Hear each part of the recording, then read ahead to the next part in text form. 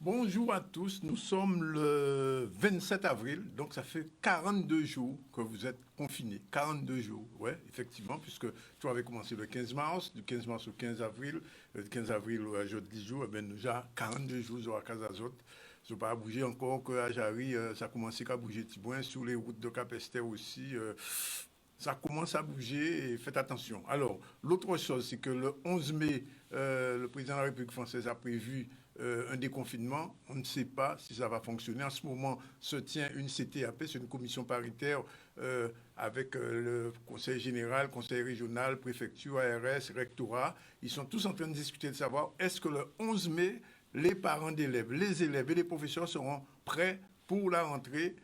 Richard Luce, le premier à parler, il a souhaité que la rentrée se fasse au mois de septembre. Ensuite, Mme Borel, présidente du Conseil général, a aussi parlé. Elle a dit que, bon, tout compte fait, se mettra d'accord avec tout le monde. Globalement, c'est un peu son point de vue. Mme Panchard a dit pas question pour Bastère d'ouvrir. Mme Polyfonte Bémao, idem. Monsieur le maire de Petit-Bourg, est plus nuancé. Bref, et à Marie-Galante, Mme Edzol et M. Cornano ne sont pas pour l'ouverture tout de suite. Pourquoi? Parce qu'il n'y a pas de masque, il n'y a pas de gel alcoolique, hydroalcoolique, les écoles ne sont pas nettoyées, ne sont pas dératisées, certains établissements sont encore des rats, etc. Les cantines ne sont pas prêtes, le personnel de cantine n'est pas prêt. Bref, qu'on fait le total de la situation, rien n'est prêt. Mais, toujours n'y on met, préfet là pas tout à fait à s'y positionner. Ça, bien évidemment, vous imaginez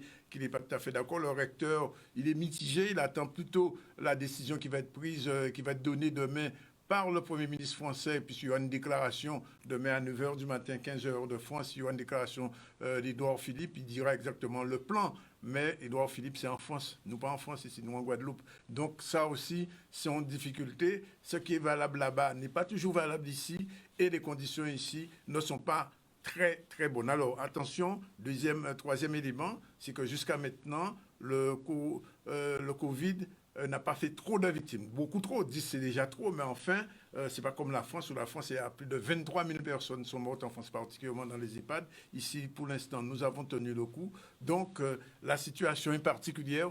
On en saura plus demain, mais la tendance qui se dégage de cette CTAP qui se tient en ce moment même en direct, en visio, c'est que tout le monde n'est pas encore tout à fait d'accord pour l'ouverture demain. Sinon, eh bien, aujourd'hui, nous continuons notre focus sur Saint-Martin. Nous aurons dans un instant Jean Arnel, qui est déjà en ligne. Il est chef d'entreprise, mais c'est aussi un ancien président de la CISM, c'est-à-dire la Chambre de commerce et d'industrie de Saint-Martin. Plus tard, Roméo Piper, nouveau président du SMUTA, le Saint-Martin United Taxi Association. Et on aura notre infirmière de service, on la surnomme Manu, mais elle s'appelle réellement Emmanuel Edouard. Plus tard, une psychologue, Lucette Telcid, c'est une nouvelle dans le groupe qui viendra nous parler dans un instant de l'évolution du conseil en évolution professionnelle, et puis Willy Salcedo, musicien, artiste, pianiste, compositeur, auteur, enfin je connais Willy, c'est un grand pianiste, il a fait une petite vidéo un peu comme qu'acoustique la semaine dernière, on parle de lui, et en direct tout à l'heure, à la fin de l'émission, la dernière partie, ce sera Jean-Luc Divel. Voilà, tout est dit, on part tout de suite à Saint-Martin, rencontrer Jean Arnel, chef d'entreprise, je l'ai dit, ancien président de la CICIM, la Chambre d'industrie et de commerce de Saint-Martin. Jean Arnel, bonjour. Oui, bonjour. Merci d'être avec nous. Alors, on a fait le point la semaine dernière avec plusieurs personnalités de Saint-Martin. Ce qui ressort de tout ce qui a été dit, c'est que Saint-Martin, j'ai envie de dire, est vraiment dans la galère. Écoutez, la situation à Saint-Martin, elle est doublement compliquée parce que vous savez qu'on était en pleine reconstruction après le cyclone Irma. Tout à fait. Et on a une économie qui est basée sur une mono-industrie touristique. Voilà. Donc, ça amplifie tant la situation pour les entreprises que pour les familles saint-martinoises. Mais alors, quelles dispositions peuvent être prises dans cette situation? Alors, on sait qu'il y a le président de la Com qui essaie de, comme on dit, de poter mon œuvre, de faire ce qu'il faut. mais au niveau de l'État, puisque vous avez un statut particulier, je l'ai déjà dit, ça restreint un certain nombre de choses. Quelles sont les possibilités qui vous sont offertes alors? Écoutez, en tant que chef d'entreprise, dès le début du confinement, j'ai dû prendre 3 dispositions. Premièrement, m'occuper de mon personnel. Deuxièmement, de nos clients. Et troisièmement, assurer et voir comment je pourrais assurer la pérennité financière de l'entreprise. Et je pense que ces 3 choses sont les préoccupations de n'importe quel chef d'entreprise. Tout à fait. Je suis quand même dans un secteur particulier qui est dans les services informatiques et c'est quand même un secteur où nous, on subit une forte demande par rapport à d'autres secteurs qui sont complètement arrêtés. Beaucoup de clients aujourd'hui, des gens qui n'ont pas mis en place de télétravail ou d'outils de télétravail souhaitent le faire, de même que les collectivités qui n'avaient pas mis à jour leur système d'information comme il le fallait. Donc il faut sécuriser son personnel, respecter les consignes qui sont données par les autorités et assurer la continuité de ces activités tant bien que mal pour que l'entreprise, vous le savez comme moi, les entreprises antillaises ont moins de 60 jours de trésorerie. Voilà. Donc si on a la possibilité de continuer son activité, il faut la faire. Quand j'ai parlé de pérennité financière des entreprises, la situation de la trésorerie en est une. Il faut aujourd'hui encourager les entreprises saint-martinoises à aller demander le Fonds de solidarité nationale. Les dispositions locales, compte tenu du statut que vous avez évoqué, ont été annoncées par la collectivité et ne sont pas complètement en place. Ouais. Aujourd'hui, aucune entreprise saint-martinoise n'a eu accès aux prêts garantis par l'État. C'est grave, les ça. entreprises très grave, ont soumis leurs demandes. Aucune entreprise n'a accès aux prêts garantis par l'État. Et puis, il y a une annonce d'un fonds, ce que souvent on appelle en Guadeloupe et en Martinique l'étape 2 ou le volet numéro 2, qui est celui d'un fonds de 5 millions d'euros de la collectivité de Saint-Martin qui n'est pas complètement en place pour l'instant. Mais la réalité est nos économies mondiales et caribéennes encore plus. Oui.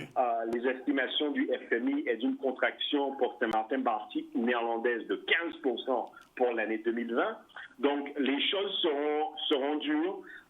Il va falloir que l'on tienne et il va falloir que les autorités publiques, les administrations territoriales et étatiques soutiennent les familles comme avec les dispositions nécessaires.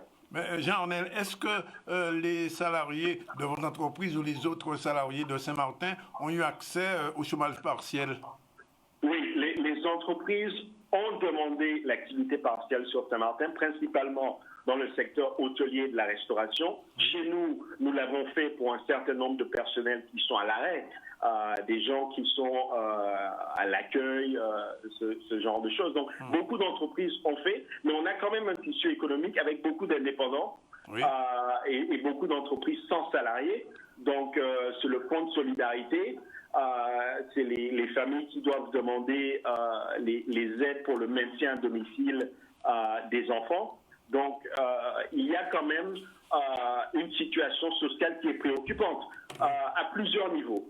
Là, on parle de revenus, mais il y a une situation sociale qui est liée à la scolarisation des enfants. Le très haut débit fibre optique n'est pas totalement déployé sur le territoire. La notion d'éducation et d'enseignement de nos enfants par l'Internet n'était pas quelque chose de très développé. Oui. Et il y a beaucoup de familles qui souffrent avec des choses très simples, telles que l'équipement même de leurs enfants. Donc, la situation sociale est en fait très préoccupante chez nous, compte tenu de ces différentes problématiques. Ça veut dire, Jean-Ornel, que le 11 Saint-Martin n'est pas vraiment prêt pour le déconfinement, le début du déconfinement, on va dire?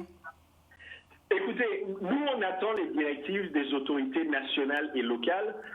J'ai pu lire au début du mois d'avril que le Conseil scientifique Outre-mer avait préconisé un déconfinement différé en Outre-mer par rapport au fait que le virus est apparu chez nous plus tardivement et par rapport aussi que on a des équipements, on a moins d'équipements sur nos territoires. Donc moi, je pensais voir un décalage dans le déconfinement, mais justement ce matin, j'ai une réunion visio avec mon personnel où on prépare justement la manière dont on va continuer à supporter et fournir nos services à nos clients lorsque ce déconfinement des secteurs non essentiels vont démarrer. Donc, on va s'y préparer, mais c'est un contexte très dangereux compte tenu du fait qu'on est face à un virus qui ne circule pas fortement chez nous, mais très contagieux, et deuxièmement, pour lequel il n'y a pas de traitement thérapeutique, et deuxièmement, pas de vaccin. Alors, Jean Arnel, ça va être la dernière question, mais il faut y répondre sérieusement. J'imagine que vous allez le faire. La plupart des entreprises de Guadeloupe, mais aussi de Saint-Martin, vous l'avez dit, n'entrent pas dans le dispositif prévu par la France. C'est-à-dire que ce sont des entreprises avec un salarié qui, quelquefois, ne sont pas à jour de leurs charges fiscales et sociales. Qu'est-ce qui risque de se passer à Saint-Martin pour ces entreprises au lendemain du déconfinement, dans la mesure où elles n'auront pas la possibilité de recevoir les aides prévues? Écoutez, il faut mettre en place une disposition particulière pour les entreprises et les familles, comme ça a été fait avant Irma, où il y a quasiment pas de conditions, parce que les gens sont impactés, quelle que soit leur situation. Donc, il faut donner une aide aux entreprises sans conditions. Il faut, je dirais, faire de cette année une année zéro en termes de fiscalité, parce que la trésorerie, le peu de trésorerie que les entreprises ont pour payer leurs impôts dus, il faut que ce soit réinvesti dans l'entreprise pour la moderniser, pour la rendre meilleure pour l'après-crise.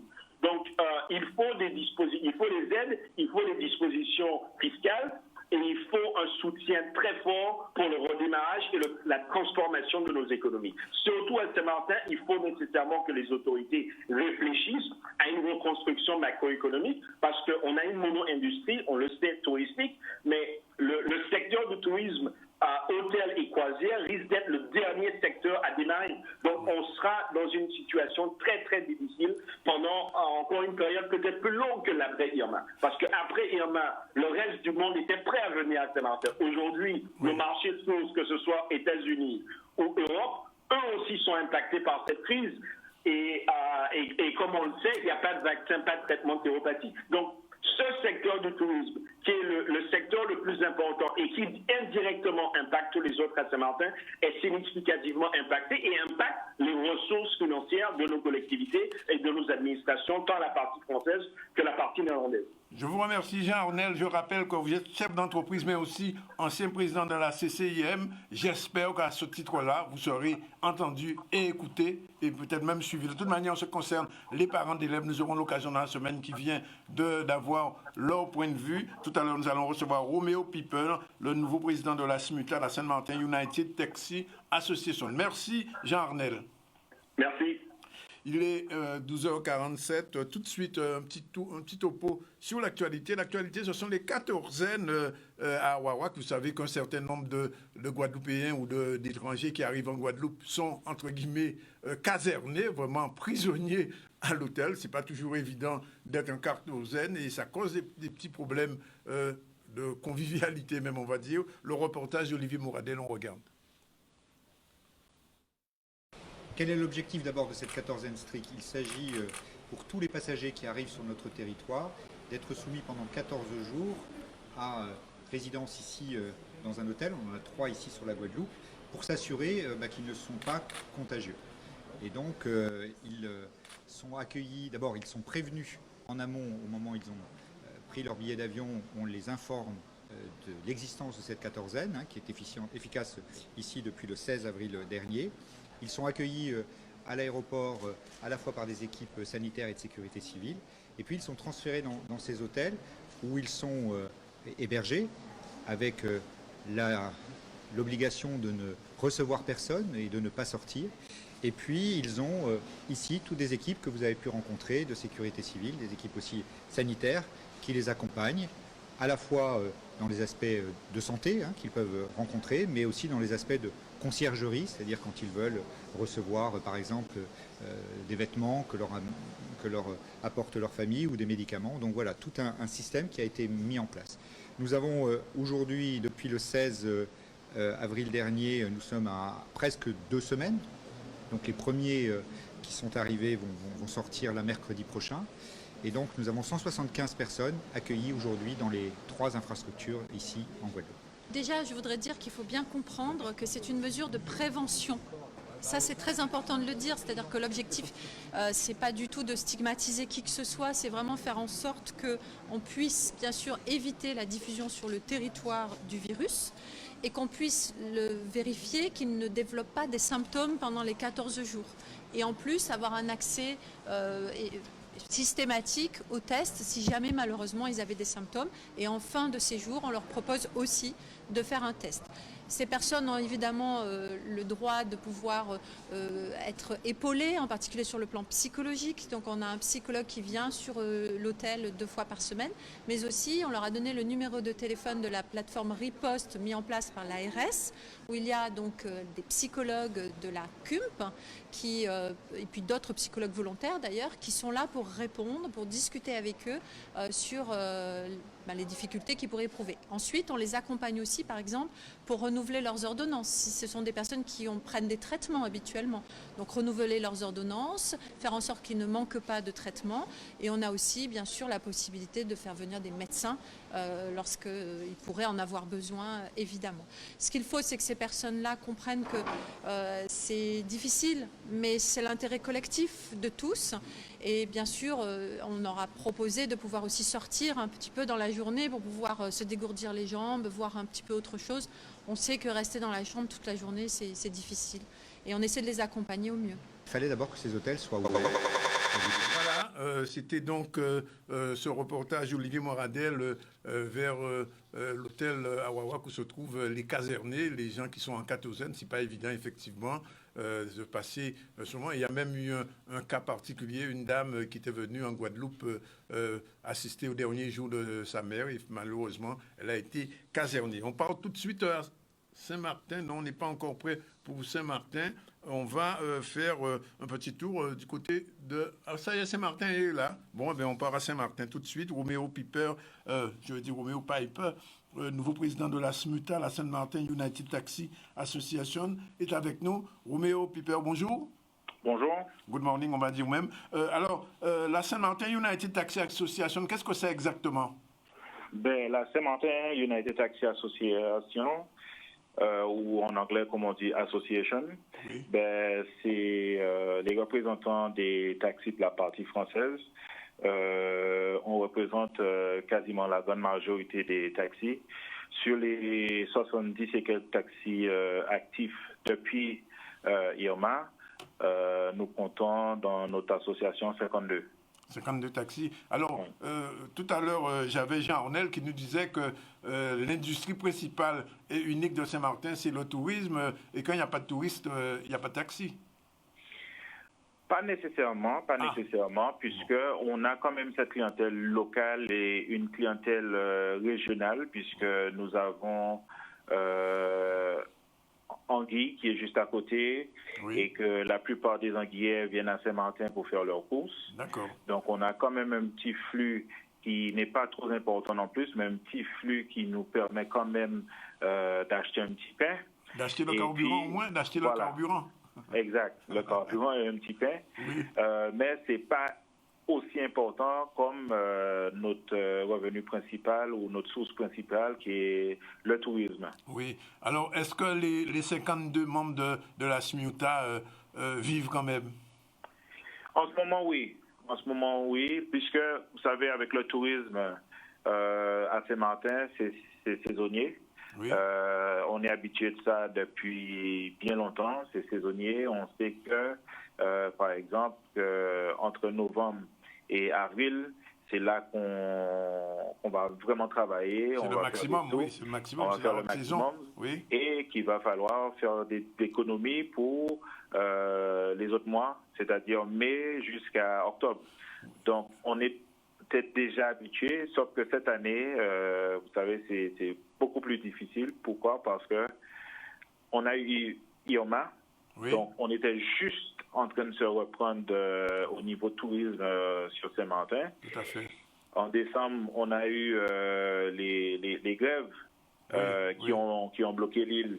Donc ça a fait un peu peur aux touristes.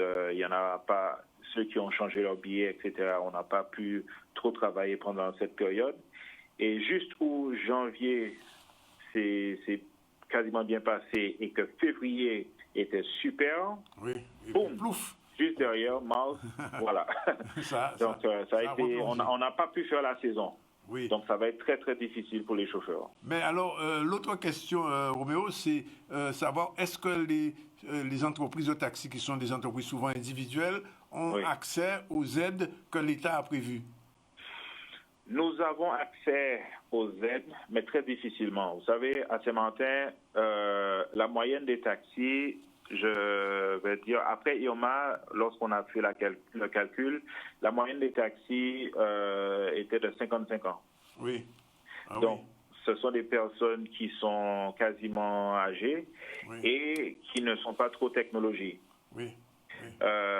Et c'est dans cette difficulté vraiment qui s'est passée là, c'est que tout maintenant est géré en ligne. Oui. Tout, il faut remplir en ligne, des documents, etc. Et c'est pas tous les chauffeurs. La quasiment plupart des chauffeurs n'ont pas cet accès. Oui, mais alors, c'est peut-être soit le rôle de la collectivité, soit le rôle de la SMUTA de mettre des aides, des help, comme on dit, pour pouvoir aider ces gens-là. Exactement. Donc, on a pu le faire par visioconférence et par téléphone pendant le confinement qui était un peu plus strict. Oui. Depuis aujourd'hui, là maintenant, comme on est plus autorisé au niveau des taxis à pouvoir circuler pour aller faire soit des choses administratives ou même recommencer à conduire des gens et faire des courses. Oui. Donc, depuis aujourd'hui, notre association, on a mis en place un système. Là, maintenant, comme je vous parle, j'ai un des membres qui est devant moi, où je l'assiste à pouvoir remplir le formulaire en ligne, etc. Donc, on a mis ça en place. Oui, Roméo Piper, une autre question, la question de la frontière, je la pose à tous les Saint-Martinois. Comment vous vivez ça en ce moment? Est-ce que ça s'est débloqué? On dit qu'il y a une petite manifestation, un mouvement ce matin? Un petit mouvement, mais c'est pas débloqué. On vit ça très dur, hein. On vit ça très dur. Vous savez, ça fait plus de 370 ans qu'on a des frontières ouvertes à Saint-Martin. Et voilà, donc c'est un truc du jamais vu. Moi, je suis jeune, j'ai que 34 ans, mais en parlant aux anciens, nos grands-parents, etc., ils n'ont pas connu ça. Ils n'ont pas connu ça et ils vivent ça très, très difficile. Vous savez, Saint-Martin, malgré qu'on est colonisé français et hollandais, c'est une famille. Moi, j'ai de la famille en partie hollandaise et il y en a ceux qui ont la famille ici et on ne peut pas se voir, etc. Et c'est très difficile. Ma femme, elle a un petit commerce à Marigot là. Et l'autre jour, on a été récupérer des boîtes de marchandises à la frontière. Et c'était juste pour pouvoir échanger les boîtes d'une compagnie de cargaison en partie hollandaise. Ils ont amené les boîtes jusqu'à la frontière et les autorités, ils ont refusé qu'on prenne les boîtes. Ça veut dire, Roméo Piper, si moi je viens de Saint-Martin, il me faudra un passeport pour aller dans la partie hollandaise? Même pas. Même pas, c'est pas assez. C'est-à-dire que il faut une autorisation, il faut passer par un système d'autorisation entre la préfecture et le gouvernement de Saint-Martin. Et voilà, c'est lent. Et c'est pas tout le monde qui est accepté. Il faut être parmi les commerces définis en tant que nécessité primordiale pour pouvoir avoir ce qu'on appelle un pass.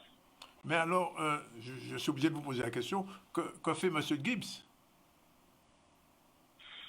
Ben, vous savez, sur ce sujet-là, malgré étant collectivité, quand ça arrive au sujet transfrontalier comme ça, la collectivité n'a pas la main. Ça dépend des compétences de l'État. Donc, il est là, il essaye, lorsqu'on a des situations, on contacte la collectivité qui essaye de nous aider, mais le vrai joueur, c'est l'État. Ouais. Bon, ben écoutez, Roméo Piper, ce qu'on souhaite, c'est que les choses reprennent, mais de toute manière, on a prévu de continuer nos focus sur Saint-Martin. Donc, d'ici quelques temps, d'ici, on va dire, d'ici 3 semaines, on va revenir vers vous pour savoir un peu si les choses vont mieux, si ça s'améliore un peu. En tout cas, on le souhaite pour le SMUTA et puis pour les Saint-Martinois. On vous dit, mais hold on, voilà. Mais bien sûr, mais pour nous, ça, on sait que ça va aller puisque j'ai avec moi un conseil d'administration très dynamique qui a repris l'association depuis après Irma. Oui. Et on travaille sur des projets là parce qu'on sait que niveau tourisme, peut-être pas avant 2 ans. Voilà. Donc là, on travaille sur des projets là où on pourra faire une sorte de revenu pour les chauffeurs. Alors, donc ça va être, on va informer sur le prochain appel. Eh bien justement, c'est pour ça qu'on reviendra vers vous d'ici quelques semaines pour faire le point sur ce nouveau projet. Voilà, je vous remercie et puis see you next. Il est 13h dans le ZCL News sur Radio Tension et sur C10 FM. On revient tout de suite après cette première pause. Restez avec nous et restez confinés.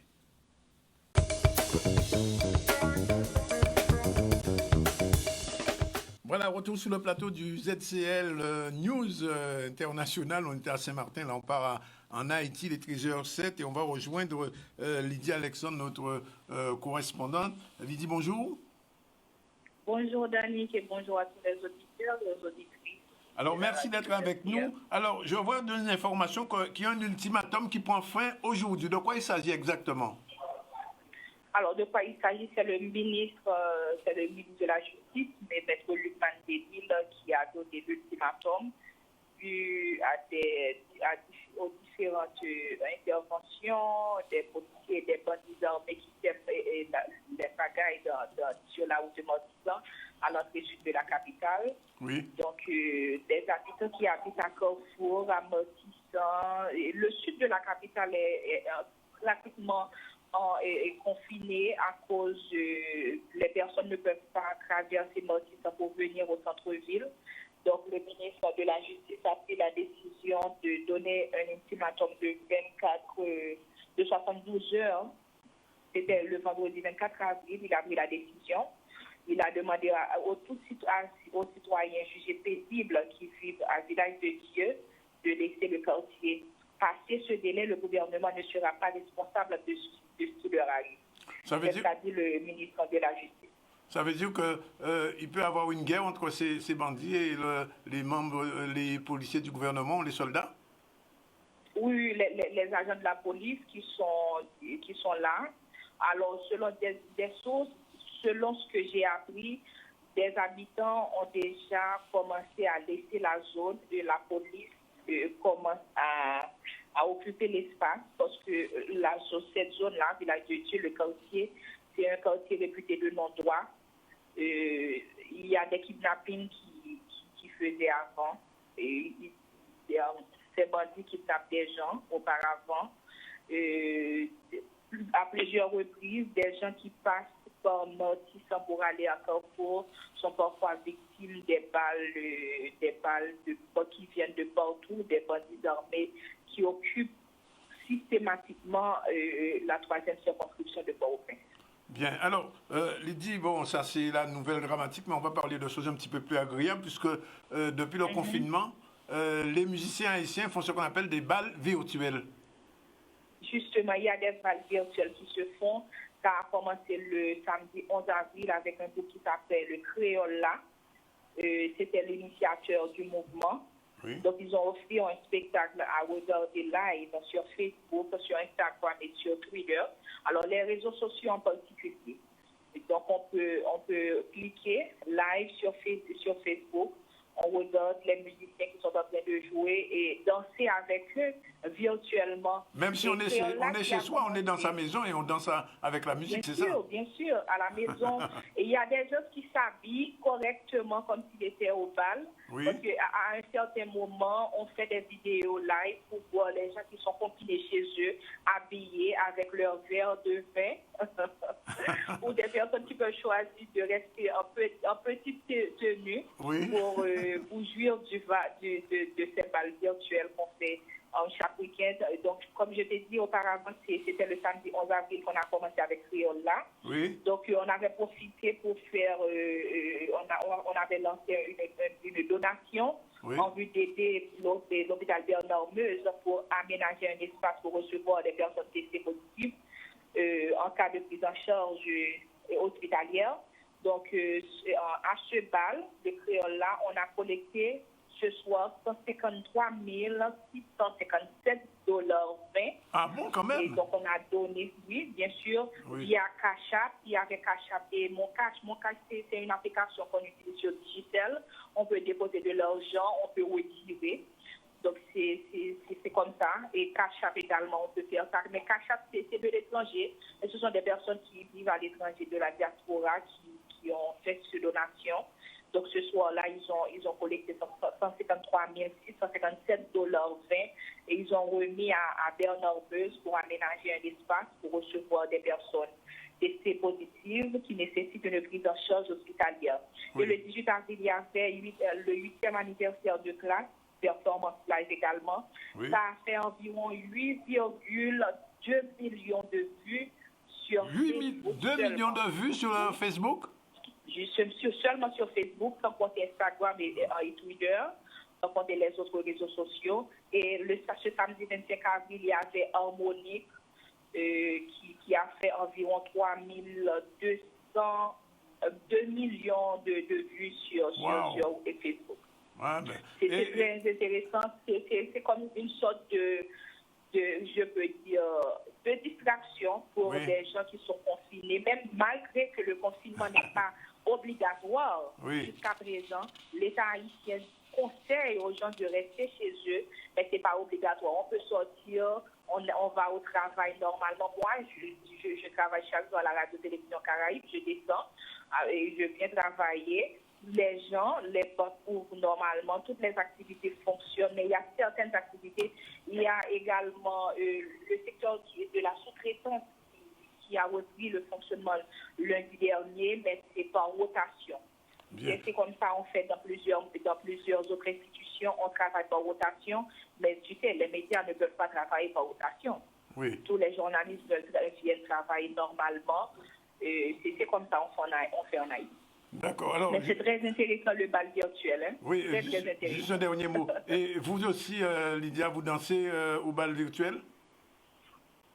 Comment? Est-ce que vous-même vous dansez au bal virtuel? Oh, bien sûr. Harmonique, c'est mon jazz préféré. Je l'ai dansé. D'accord. C'était hyper amusant avec ma bouteille de vin.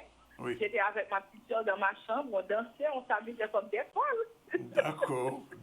Bien, vous remercie. Eh bien, j'espère que les musiciens guadeloupéens vont peut-être prendre ce modèle-là et s'inspirer de ces balles virtuelles pour faire la même chose peut-être en Guadeloupe. On vous en parlera. En tout cas. Bien sûr. Et tu sais que le bal, ça termine jusqu'à 2h et 3h du matin. Oui, bien comme tous les balles. Comme tous les balles. 3h du matin. Bien sûr. Comme tous les balles. C'est très intéressant. Merci Lydia, qu'on va retrouver la semaine prochaine. Il est déjà 13h14. On part à Terre de Haut, où la région a une visite ce week-end, parce qu'il ne faut pas oublier ces îles du Sud, Marie-Galante, Désirade, Terre de Haut et Terre de Bas. Grégory Laps était là avec sa caméra, on regarde le reportage.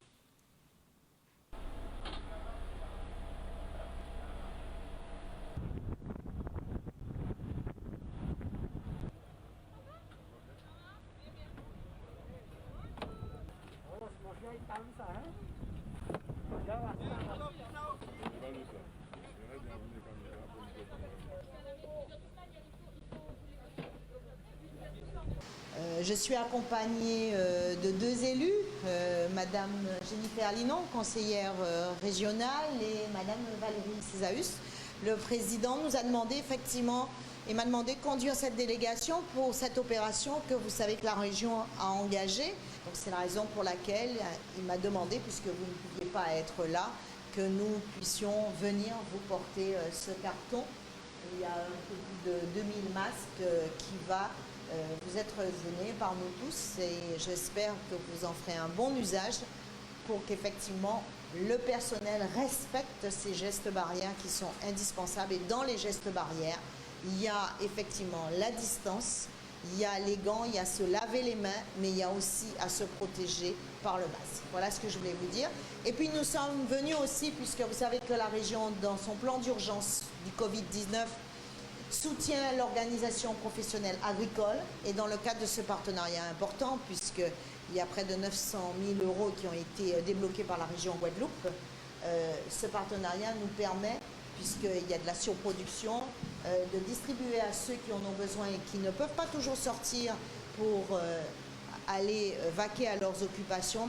Ça nous permet d'offrir à la ville de Terre-de-Haut, à la commune de Terre-de-Haut et à tous les habitants de Terre-de-Haut, un peu de melon, un peu de banane, même si peut-être c'est pas suffisant, mais je pense qu'il est important, c'est le geste pour montrer qu'il y a cette attention de la région pour tous les Guadeloupéens, qu'ils soient sur le continent ou qu'ils soient dans nos îles, Terre-de-Haut, Terre-de-Bas, Marie-Galante et la Désirade. Et puis s'agissant des producteurs de bananes, évidemment, c'est un grand merci que je leur adresse de façon pour déjà cette dotation en bananes, en melon. Et nous allons là aussi donc procéder dès cet après-midi et encore certainement demain à des distributions dans chaque foyer de ces fruits. C'est une action qui me touche vraiment, qui me touche vraiment. C'est une action de solidarité comme on en trouve aujourd'hui partout. Toutes les bonnes volontés se mettent ensemble pour pouvoir justement porter au niveau des foyers un petit geste, une petite attention. Et c'est avec vraiment beaucoup de satisfaction que ce matin, j'accueille la délégation régionale. Nous avons la chance, effectivement, depuis le confinement, de ne pas avoir répertorié de cas avérés à Terre-de-Haut. C'est vrai qu'au début, nous étions inquiets. Inquiets parce que la saison des croisières battait son plein et jusqu'à avant le confinement, nous avons eu des bateaux de croisière à Terre-de-Haut. À chaque fois, le CROSS Antilles-Guyane nous disait que les déclarations maritimes de santé étaient négatives et qu'il n'y avait pas de malade à bord. Ça nous rassurait un peu, mais c'est vrai qu'on ne pouvait pas s'empêcher non plus de ne pas être inquiet. Aussitôt... Voilà, en espérant que la région ira aussi à Terre-de-Bas et à la Désirade. Voilà, il est 13h18. On va retrouver comme chaque jour une psychologue... puisque nous avons un accord avec l'Association des psychologues de la Guadeloupe.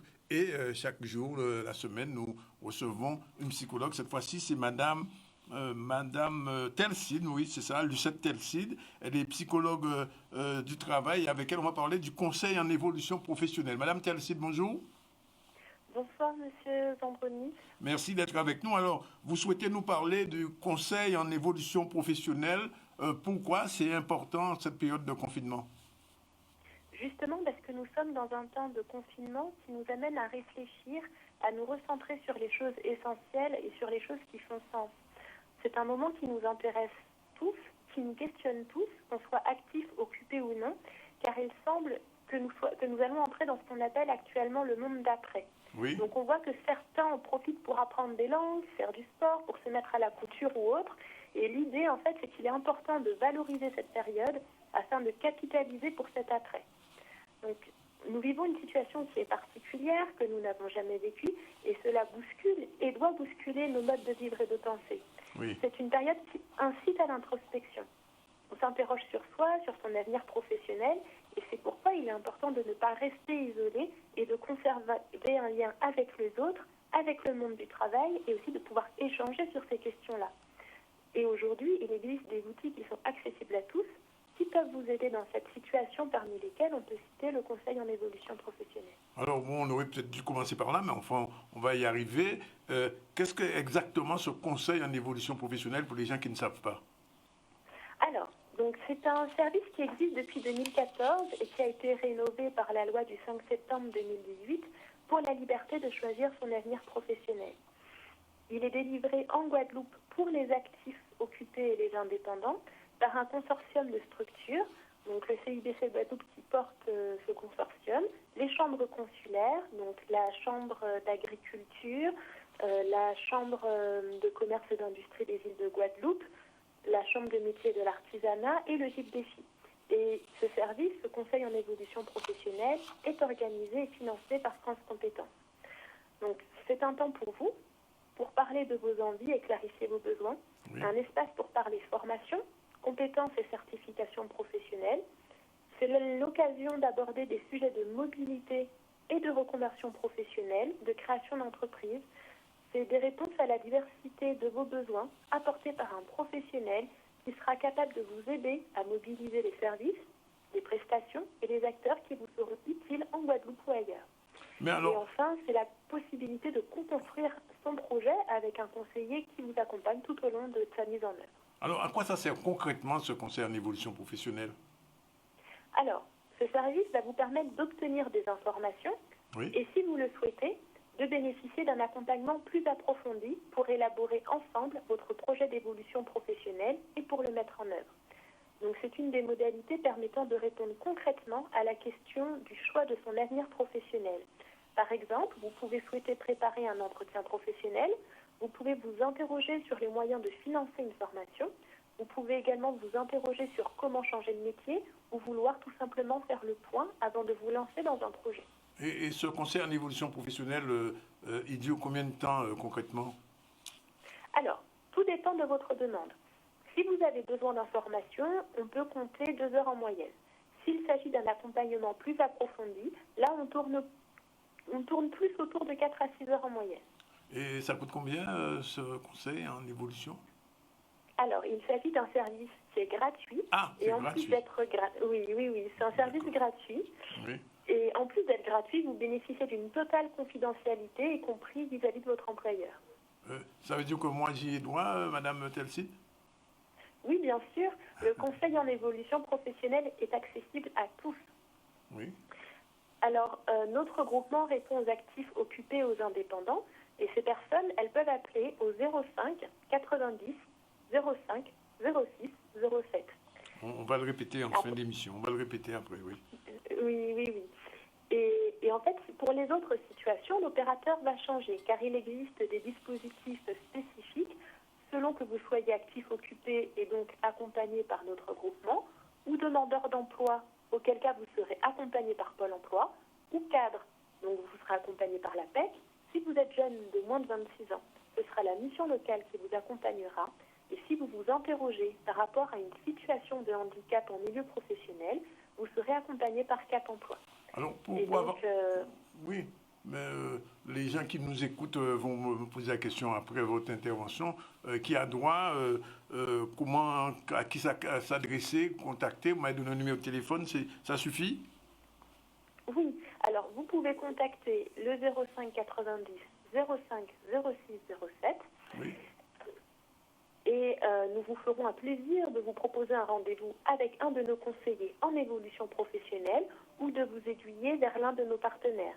Parce que nous travaillons, un séminaire s'est d'ailleurs tenu le 14 février dernier à la Chambre d'agriculture, où l'ensemble des différents acteurs, donc le groupement du CIBC avec les chambres consulaires, le GIP Défi, la PEC, Pôle emploi, la mission locale et Cap emploi, se sont réunis pour échanger sur leurs pratiques et leurs outils. Mais comme nous sommes en période de confinement, est-ce que ce service fonctionne réellement en ce moment? Oui, tout à fait. Donc l'accueil est assuré du lundi au jeudi, de 8h30 à 12h et de 14h à 15h30. Oui. Pour le vendredi, ce sera 8h30 à 12h30. Et après le 11 mai, ce sera quoi? Alors, après le 11 mai, on aura les horaires classiques, donc on sera ouvert la journée en continu. Et c'est un service auquel vous pourrez toujours accéder. Vous pouvez retrouver toutes nos coordonnées complètes et nos horaires d'ouverture sur notre site internet mon-cep.org/Guadeloupe. Alors, Madame Telside, pour les gens qui prendraient cette chronique en cours, on vient de parler du conseil en évolution professionnelle. Qu'est-ce qu'on peut dire pour résumer, pour conclure? Alors, c'est un processus qui permet d'obtenir des informations et de pouvoir être accompagné pour élaborer un projet professionnel. Oui. Et actuellement, les entretiens ont lieu au téléphone ou en visio sur la journée. C'est un service qui pourra dans tous les cas être poursuivi en sortie de cette période particulière. et qui pourra être certainement nécessaire pour un bon nombre d'entre nous. Oui. Vraiment la dernière question. Quel est dans cette optique le rôle du psychologue ou de la psychologue? Alors, on est sur une période, comme on a pu l'évoquer, d'interrogation. Oui. Et le psychologue accompagne les bénéficiaires dans ce travail réflexif. Voilà, on est dans toutes les prestations d'accompagnement, que ce soit donc le conseil en évolution professionnelle qu'on a évoqué aujourd'hui ou d'autres prestations dont on a pu évoquer les jours derniers, que j'ai entendu. Oui. Il y a ce travail d'accompagnement à la réflexion. Ben écoutez, Lucette, donc on vous remercie. Je rappelle donc le numéro de téléphone, c'est le 0590 05 06 07 si vous êtes intéressé par un conseil en évolution professionnelle. Il est 13h26, on prend la deuxième pause et on se retrouve tout à l'heure avec Jean-Luc Divial pour pouvoir parler, bien évidemment, vous le savez déjà, puisque c'est la rubrique habituelle chaque lundi. Et cette fois-ci, avec Jean-Luc, je vous laisse découvrir tout à l'heure de quoi on va parler. C'est parti.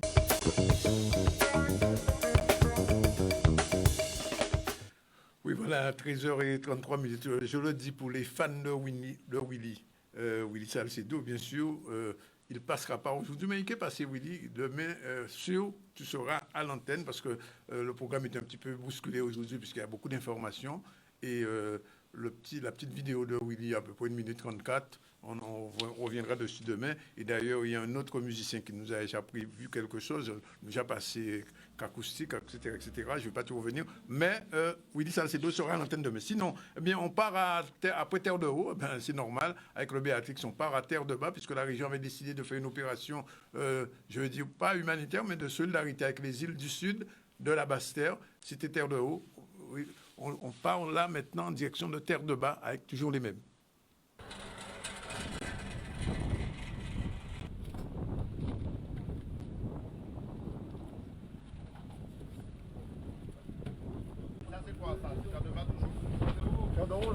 Il y a plus de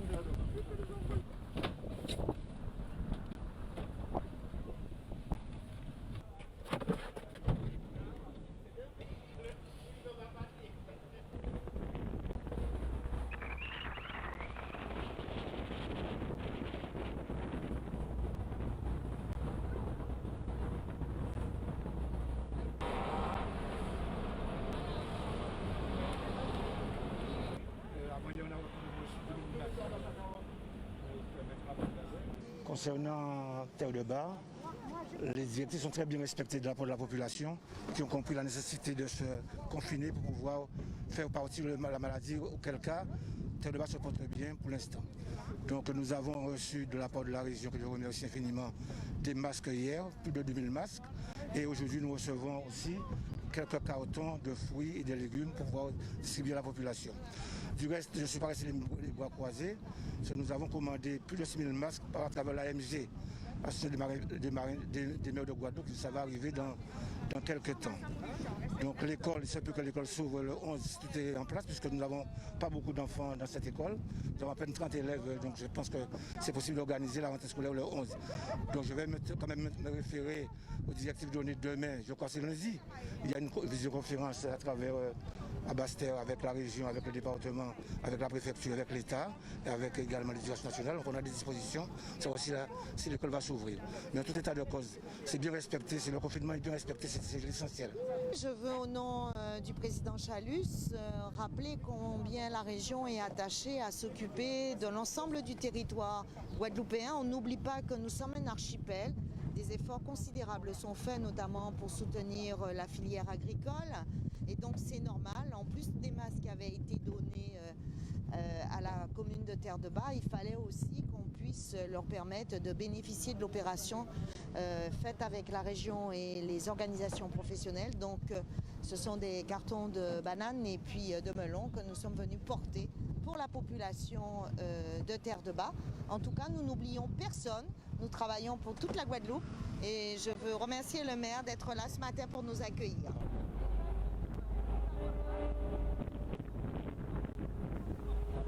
Voilà, des îles que Grégory Glaps connaît très bien. Alors, vous avez vu ce qu'il ne faut pas faire. Le maire de Terre de Bas, M. Duval, porte un masque comme il ne faut pas. Et justement, Emmanuel notre infirmière du lundi, va nous expliquer comment bien porter le masque. C'est parti, on regarde.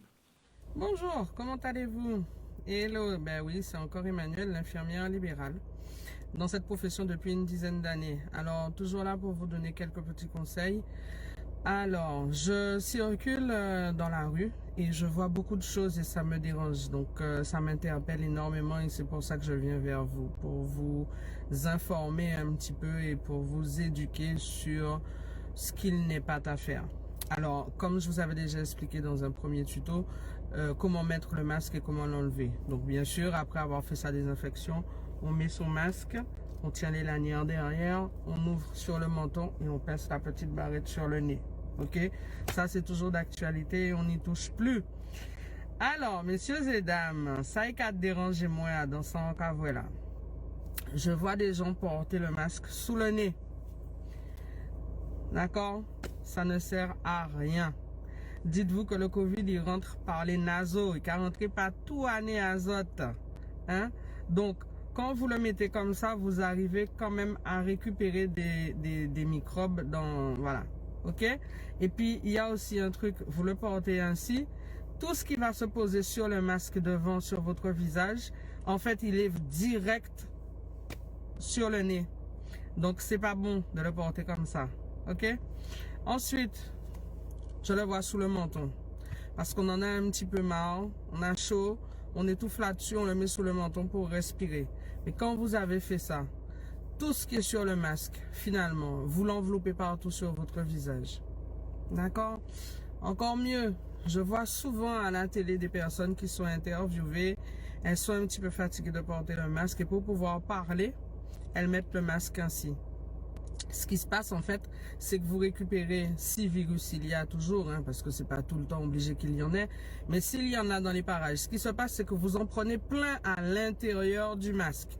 Et puis quand vous avez fini de parler, que vous avez fini de faire votre interview ou qu'on a, voilà, peu importe les circonstances, vous reprenez ce même masque et vous le mettez sur le visage.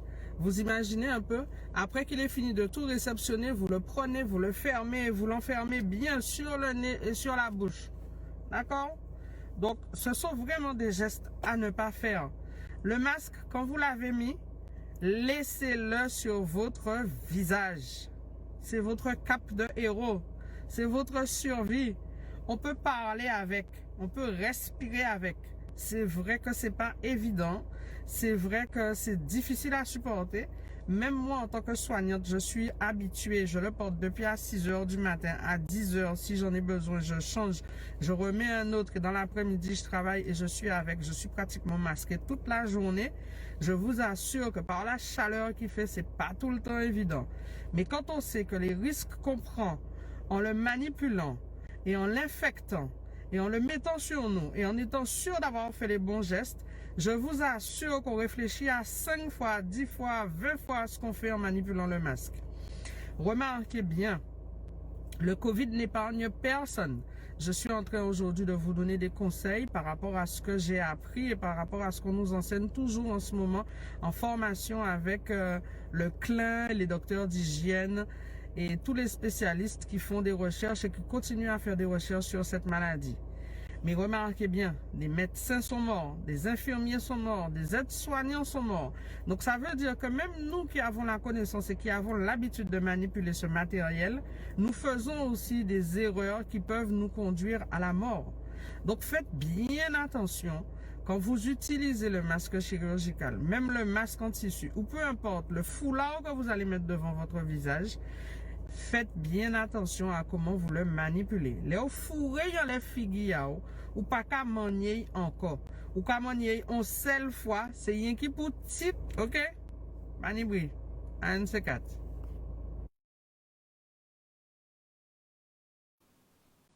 Voilà, c'était les conseils masqués d'Emmanuel Manu, comme on l'a surnommé, et conseils qui tombaient vraiment. Puis qu'on va quitter ce domaine-là et on va revenir comme chaque semaine à notre émission hebdomadaire.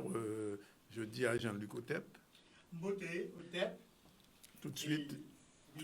Tout de suite, générique, je ne sais pas si le générique... Non, il n'y a pas de générique aujourd'hui. La technique n'a pas suivi. Alors, on va revenir sur la question symbolique et la question de la feuille, puisqu'on en avait parlé la semaine dernière. Et Jean-Luc, il y a encore des choses à dire. Il y a énormément de choses à dire. Évidemment, Danick, oui, depuis quelques épisodes, nous insistons beaucoup sur la notion de pensée symbolique. Je vais encore rappeler que pour qu'une langue se constitue, il faut déjà qu'à l'origine, il y ait des gens qui aient observé leur environnement et aient reproduit certains sons qu'ils ont perçus dans la nature et tous les phénomènes qu'ils ont observés dans leur environnement, qu'ils les aient traduits en sons. Ensuite, ces sons deviennent des mots, ces mots traduisent une pensée, et ainsi se constitue une langue. Bon, il ne suffit pas simplement de reproduire un son. Eh bien, c'est comme pour nous aujourd'hui en musique, il faut que ça fasse un tube. Ça veut dire qu'il faut que la communauté entière ait intégré ce mot, ait fait sien ce mot pour que ce mot puisse se retrouver dans la langue. Et au fil de dizaines de milliers d'années, eh bien, ces mots, ils influent encore au niveau de notre vocabulaire. Alors, oui, la semaine dernière, nous avons vu que cette notion d'observation de la nature était fondamentale pour dresser l'étymologie de nos mots. Effectivement, nous avons traité de la question de la feuille. Et sur la question de la feuille, nous avons vu que, par exemple, on prend un mot, par exemple, le mot pour désigner la feuille de cannabis, et ce qui est dit, c'est que c'est un mot d'origine indienne, qu'on retrouve en sanskrit, qu'on retrouve en tamoul, et que ce mot ganja désigne le chanvre. La question posée, c'est, mais dans ces langues-là, qu'est-ce que signifie le mot ganja? Au-delà du fait de désigner le chanvre, qu'est-ce que cela signifie? Et là, il n'y a pas de réponse, puisqu'en fait, on s'aperçoit qu'il n'y a pas d'étymologie du terme dans les langues indiennes. Et c'est un phénomène qui s'observe dans d'autres langues aussi. Il y a des mots qu'on retrouve en grec et pour lesquels le grec n'a pas d'étymologie. Donc, notre réflexe a été de questionner à quoi ressemble la feuille de cannabis. Et elle ressemble à la main. Oui. Et nous nous sommes souvenus que dans la pensée symbolique africaine, eh bien, on n'a pas de main, on a des feuilles. La pomme de la main, c'est une feuille. La voûte plantaire, ce sont des feuilles. Les ailes des oiseaux, ce sont des feuilles. Voilà. Et le bruissement de ces feuilles, justement, conduit à des notions, par exemple, comme le vol, comme la marche, comme la danse. Voilà pourquoi, par exemple, si l'aile de l'oiseau se dit pas, et si le vol c'est pata pata, eh bien c'est aussi le mot pour désigner la marche, pata pata, la danse, pata pata, comme disait Myriam Makeba, et puis aussi notre fameuse sandale, Pepa. Voilà. Donc, sur cette question, il y a beaucoup à dire sur la notion de la feuille. Et je vais aujourd'hui ajouter un volet. Mais aussi pour dire une messe. Je vais dire, parce que bon, il y a toute une polémique encore sur l'origine de la langue. Quand nous faisons le parallèle avec les langues africaines et notamment l'égyptien ancien, ceci, bon, de moins en moins, mais il y a encore des réserves. Et nous allons enfoncer le clou cette fois-ci avec la notion de la feuille. Et on va faire quand même un petit clin d'œil parce que notre travail, il est quand même transversal. Il s'intéresse à toutes les formes de notre langue parlée dans le monde. Donc, aujourd'hui, nous allons en Guyane avec... on va démarrer, si vous voulez bien, avec cette image. Hein. Cette chanson, vous la connaissez. Moté gagnant, moti wom, moté content. Donc, vous voyez que le mot qui nous interpelle ici, c'est gagnant. Gagnant. Et ce mot, bon, évidemment, on peut se demander, mais d'où il vient ? Et on peut se demander pourquoi, par exemple, en Guyane, ils ne disent pas comme nous. Et on peut traduire ici chez nous le mot en disant « anteni antinom, anteni tinom en moins, ante content » ou bien « ante tini tinom en moins, ante content ». Et donc, on s'aperçoit en fait qu'on peut déduire que gagnant et ni sont porteurs du même sens, qui est le registre de la possession. Mais on voit gagnant et ni. Donc, on peut se poser la question de savoir si gagnant provient d'une déformation du verbe gagner en français. Parce que vous savez que beaucoup d'argumentaires concernant l'origine française de notre langue reposent sur l'idée que nos ancêtres seraient un peu infirmes au niveau de la langue, qu'ils prononceraient mal le français. Et donc, pour trancher cette question, on va s'intéresser au registre de la possession en égyptien ancien. Et vous allez voir que ici c'est translittéré ni. Et vous voyez que c'est une main, mais regardez la position du coude, vous allez voir qu'il est saillant et il est dirigé vers le corps. Donc, ici, voilà comment nos ancêtres disent, mais attention, ni, ce n'est pas mi. Voilà mi. Voilà, avec l'exacte conservation du sens. Ici, nous sommes dans le registre du don et vous voyez que cette main possède quelque chose et qu'elle est tendue vers l'autre. Elle est en direction de l'autre. Donc, vous avez mi ici, qui veut dire prends, et pour nous, ça veut dire tiens. Voilà. Et vous avez aussi ni. Vous allez le voir ici. Donc, ni ici. D'accord? C'est le signe D41 de la liste de Gardiner. Et ensuite, vous allez avoir aussi mi. Donc, on ne peut pas faire la confusion. Donc, on revient à notre ni. Et on voit qu'il y a une autre façon de l'écrire en égyptien ancien avec le filet d'eau, la vibration, l'onde et un autre signe qui est un roseau fleuri, c'est-à-dire la fleur de notre fleur de canne à sucre, justement, c'est-à-dire un pistil avec un plumeau au-dessus. Et ceci est translittéré ni, c'est le signe N35 et M17 qui sont combinés pour cela. Et donc, par exemple, on peut dire en ni on l'autonef, en tenni ça pour dire. Donc, vous voyez que quand on dit ni, on pourrait très bien l'écrire avec les symboles de l'égyptien ancien. Et on peut le traduire aussi autrement.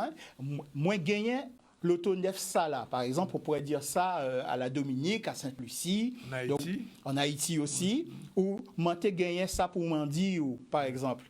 Et donc, nous allons revenir à notre fameux exercice. Regarder et observer à quoi cela ressemble. Vous voyez, c'est toujours le même travail. À quoi cela ressemble, ça nous permet de dégager justement le concept. Et donc, nous allons procéder à cet exercice. Alors, on s'aperçoit que dans la pensée symbolique africaine, le bras et la main sont désignés par le même mot. Mboko, par exemple, c'est la main, mais c'est aussi le bras. Donc, il y a cette relation. Donc, ici, si je veux dire ni, ça signifie que, quelque part, eh bien, je sollicite le même registre. Et nous avons vu la dernière fois que dans la pensée symbolique africaine, la main est égale à la feuille. C'est ce que nous disions en préambule. Donc, tout cela nous conduit à solliciter eh bien, les mots pour nommer la feuille, parce que le registre de la possession, on s'aperçoit, repose sur le nom de la feuille parce que la feuille, c'est la main. C'est la main, c'est le bras. Donc, vous allez voir que, par exemple, on peut dire en proto-bantou, Jani pour dire la feuille, en Kinga, Ani pour dire la feuille, en Nimbas, Nimbi pour dire la feuille, en Baoulé, Nyanga pour dire la feuille, en Waka, Nyanga pour dire la feuille, et ceci correspond à notre fameux ni qui veut dire posséder dans notre langue. Et il y a une deuxième racine, et vous allez voir, Ganja, c'est la feuille en proto-bantou, Walo, Gende, la feuille, en Dama, Gai, la feuille, en Aoussa, Gagné pour dire la feuille. En Aoussa, gagner pour dire la feuille. Et donc pour nous, en Wuchikam, gagner, posséder. En français, gagner, avoir, réussir. Et en anglais, le gain. Vous voyez que c'est tout le contraire. Ce ne sont pas les langues, c'est pas notre langue qui est originaire du français, mais nous sommes porteurs d'une racine très ancienne et dont découlent également les langues indo-européennes, donc le français, l'anglais. Et donc, en conclusion, on peut dire que le registre de la possession est porté par celui de la feuille. Dans notre langue, quand nous disons ni posséder ou gagner posséder, inconsciemment, nous disons feuille. Voilà. C'est tout pour aujourd'hui. Ouais. Et on se retrouve la semaine prochaine. C'est très bien. Merci. En ni argument en plus. Voilà. Il est exactement 13h51. On va rappeler qu'on a reçu dans notre Focus Saint-Martin, Jean Arnel, le chef d'entreprise, ancien président de la Chambre de commerce et d'industrie de Saint-Martin. Ensuite, Roméo Piper, un jeune nouveau président de la SMUTA. La SMUTA, c'est la Saint-Martin United Taxi Association. Lucette Telsi, psychologue, nous a expliqué ce qu'est exactement le conseil en évolution professionnelle. Elle a donné un numéro que je vais vous donner si ça vous intéresse vraiment. C'est le 0190 05 06 07. Avec Jean-Luc Divial, eh bien, on vient de faire encore un pas dans la pensée symbolique avec le mot feuille. On a vu un peu le gain guyanais, le gain qui est aussi haïtien, haïtien a dit pas gain en pani, et en Guadeloupe en pani, ou ni, etc. On a bien expliqué ça. Et puis, nous sommes allés à Terre de Bas, Terre de Haut, voir un peu comment la solidarité s'organise avec la région. Mais avant, nous avions fait un petit tour à la Wawak, où certaines personnes sont, j'ai envie de dire, non pas embastillées, on ne va pas dire embastillées, mais enfin, sont encadrées sérieusement, des gens qui sont en quatorzaine. Voilà, on se retrouve demain. Je rappelle aux fans de Willy, puisqu'il en dit ça, Raoudi, que demain il sera avec nous. Et bien sûr, nous continuons à faire l'information pendant toute cette période de confinement. Et le 1er mai, vous ne le savez pas, mais ce sera un 1er mai un petit peu exceptionnel. Il se fera in situ, comme on dit en latin, qui est fait ici, même avec les organisations syndicales. Mais nous aurons l'occasion, dès demain, d'y revenir. Voilà, c'est fini pour aujourd'hui. Salut, Mboté. Otep. Voilà, c'est fini pour aujourd'hui. On vous salue et puis on vous retrouve demain. Nous connaissons les autres encore pour baser au maximum d'informations. Et surtout pour Masla, pas comme Massacre en aval. Hein. Pas mettez comme ça, ni comme ça. Mettez bien comme il faut. Manu vous l'a dit. Allez, c'est fini. Ciao.